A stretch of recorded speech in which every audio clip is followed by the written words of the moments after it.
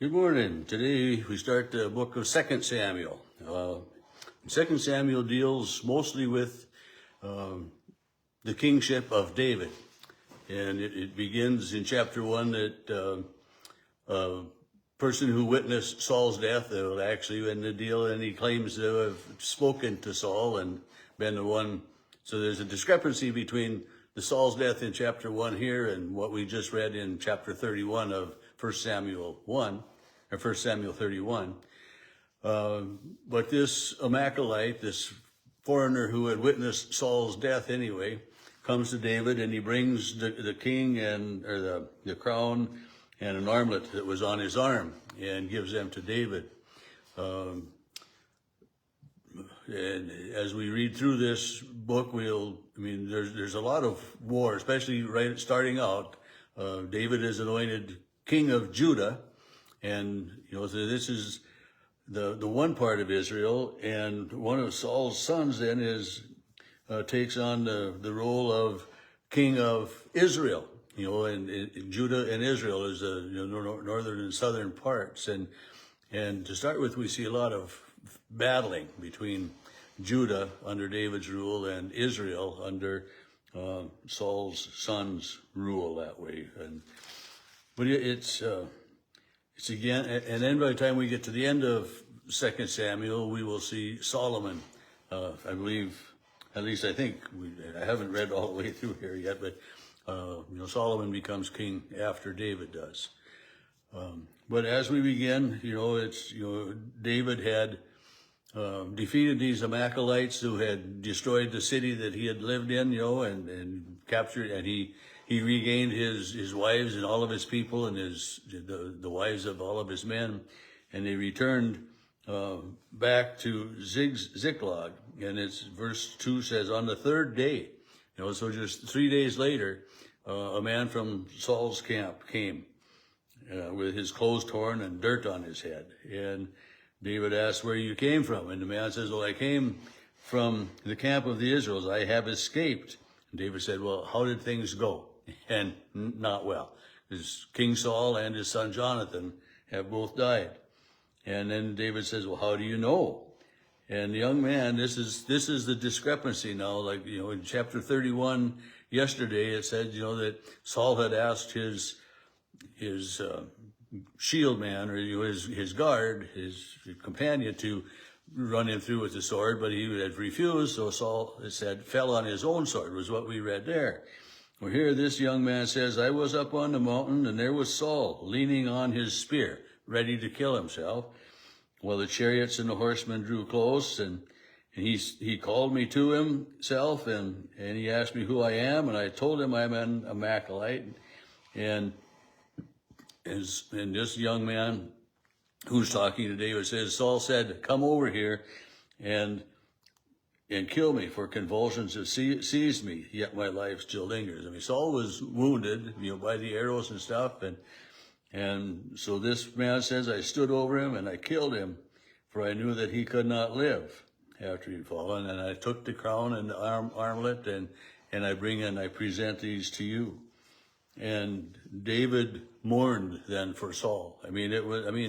Any country that, the king, the ruler, is killed, is great mourning. I think of, even when a former president of ours, passes away, or a former governor of our state, we recognize that, and, we notice that loss. We pay attention to that loss of, the loss of these leaders of our country and of our world, and different people who have made a difference in so many's lives. But so David and the others mourned for Saul, and it says they fasted until evening for Saul and his son, and for the army of the Lord, and for the house of Israel, because they had fallen. So David, they wept for these people of Israel, God's chosen people. The people had rejected God, not followed God, and so God had, in fact, rejected them, and they, because God was no longer leading Saul and Saul's army, the others were able to defeat him. But when this person told David this telling of how he had, killed Saul, David has that man put to death because of what he did. Even though, the man reports that, well, Saul asked, Saul was, he was wounded, he wasn't going to live. But David has that man put to death. And because he had that done, because even though Saul was dying, he had issued the final blow, the killing blow. And, so David said, I have killed, this man testified, I have killed the Lord's anointed. And, for anyone to, step up that way. And that was, why David, had chances to kill Saul. And he didn't, because Saul was God's anointed. And even though God had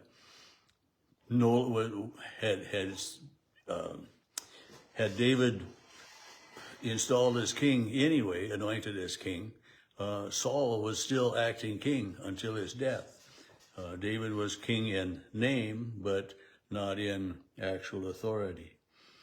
And so then, David, in verse 17, David writes his lamentation over Saul and his son, and he sings it as a song, just as the Psalms would be, this song of sorrow, and I think about that.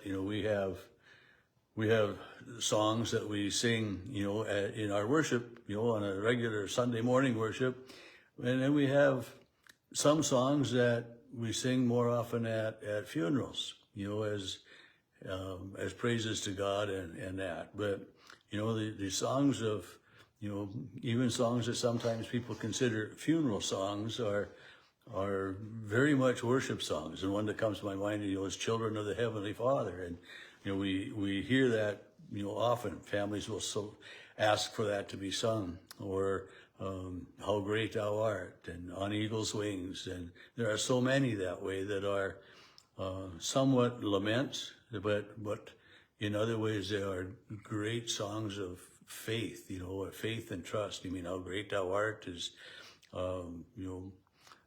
I couldn't count how many times that's been sung at funerals that I have officiated at, much less others. And the same with Children of the Heavenly Father. And but they're songs of praise to God, thanks to God, remembering the people that were there. And this is what Saul's lament or David's lament there is, the song of Saul and Jonathan is. Chapter 2 then begins with David inquiring of the Lord. David says, David inquires of the Lord, shall I go up to any of the cities in Judah? And God says to him, go. And David says, to which one? God says, Hebron. So David goes to Hebron, and it's there that, he is anointed king, and he brings with him his men, his 600 men. And verse 4 says, the people of Judah came, and there they anointed David king over the house of Judah. And, and they tell him of, this other group of people that had buried Saul. And, there's so much that goes on here. Like, in the end of chapter 31, they had the people the Philistines had taken Saul's body and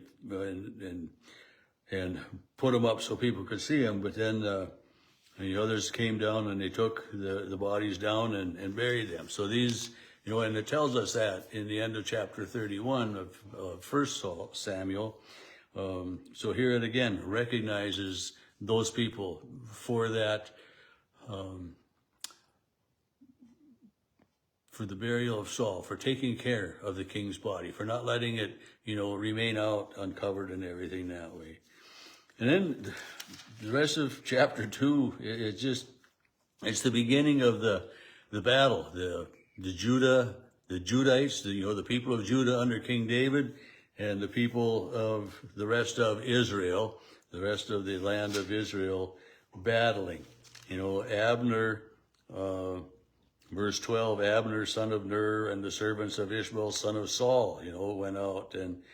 And so this Abner, had taken Ishmael's son. Or it talks about the other, but then it talks about, the battle, the wars that begin, and the killing that takes place. And one of the final things we find out, in chapter 2 is, they're pursuing each other, and Abner's men traveled all that night, and they crossed the Jordan, and Joab in pursuit, and they were 19 men missing, and the servants of David had killed 360 of Abner's men. So here, the Israelites are battling against and between themselves because of the discrepancy of kings. And it'll be later that they are united, under David's rule. But, it's just people just can't get along.